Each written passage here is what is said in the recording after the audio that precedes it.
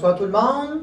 Donc, séance spéciale du mercredi 18 mars 20h. Pour les gens qui nous écoutent en direct, nous avons un point à l'ordre du jour. C'est demande de subvention, Fonds de développement des communautés.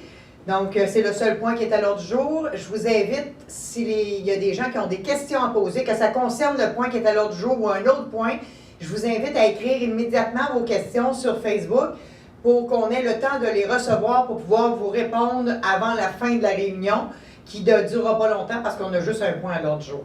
Donc, ça me prendrait un proposeur pour l'adoption de l'ordre du jour. Je propose. Proposé par M.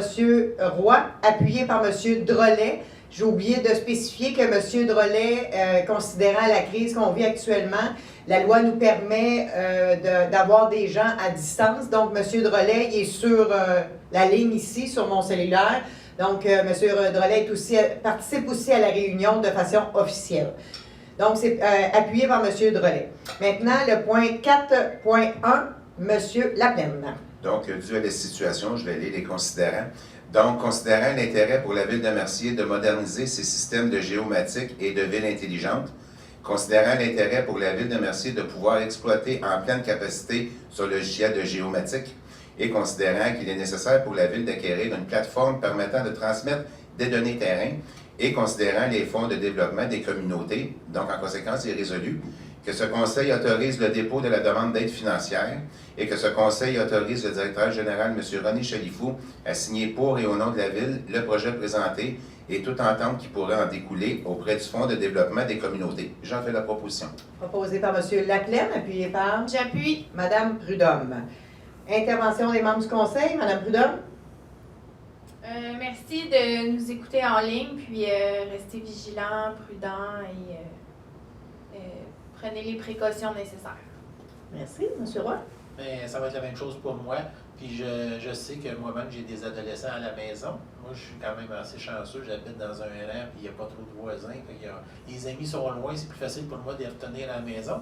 Mais dans le village, aujourd'hui, on a vu beaucoup de gens qui s'accompagnaient et étaient très, très proches entre eux.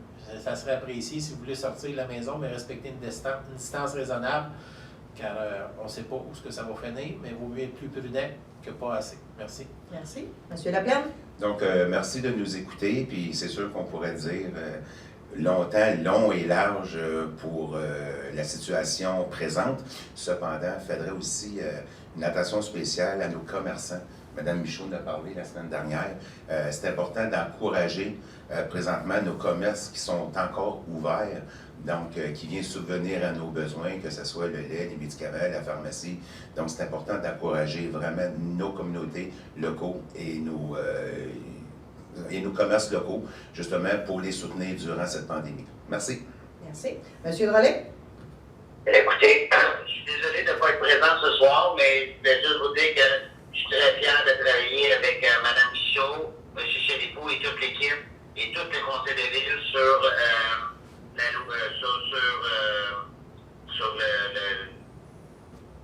pour faire des téléphones à tous les gens de 70 ans et plus. Donc, je trouve ça très important et je suis très content de pouvoir participer avec ça, avec une belle équipe qui nous entoure. Donc, merci, puis je vais être là la prochaine fois. Merci.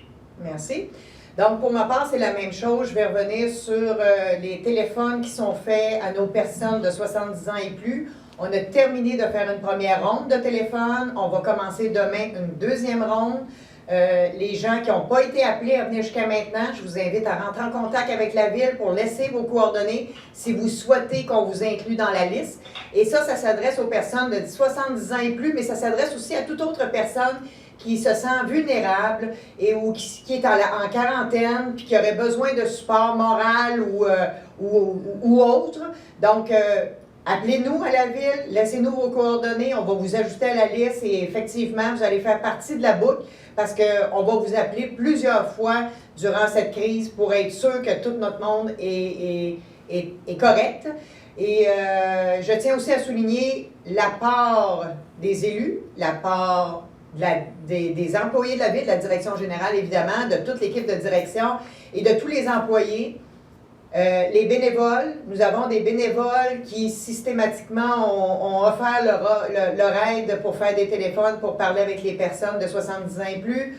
On a aujourd'hui un bénévole et des employés qui ont parlé avec des commerçants pour faire une liste des commerçants puis le type de service qu'ils offrent, ouvert, fermé, s'ils sont ouverts, de quelle heure à quelle heure, quel type de service ils offrent, est-ce qu'ils font de la livraison.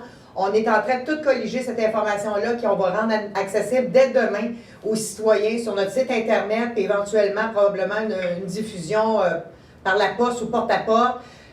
Donc, on est une communauté qui se tient serrée. Ça fait longtemps que je le dis. La Ville de Mercier a cette particularité-là et ça ne se dément pas encore aujourd'hui. Tout le monde met l'épaule à la roue. Et maintenant, ce qui reste, c'est individuellement, chacun, nous avons la responsabilité de nous assurer qu'on va respecter les consignes du gouvernement. C'est vrai que le gouvernement du Québec a une grosse pression, c'est vrai qu'ils ont un gros travail à faire et ils le font très bien, mais si nous, individuellement, on ne les aide pas et qu'on n'aide pas la Ville, c'est sûr qu'on n'y arrivera pas, on n'atteindra pas notre objectif de freiner le plus rapidement possible cette pandémie au Québec. Voilà, donc ça fait le tour de ce que je voulais vous dire. Maintenant, est-ce que, M. Langto, est-ce qu'on a des questions sur le Facebook? Non. Parfait. Donc, ça va demander un proposeur pour la fermeture de l'Assemblée. Proposé par M. Roy, appuyé par M. Drolet. Donc, merci beaucoup. Merci. Et bonne soirée.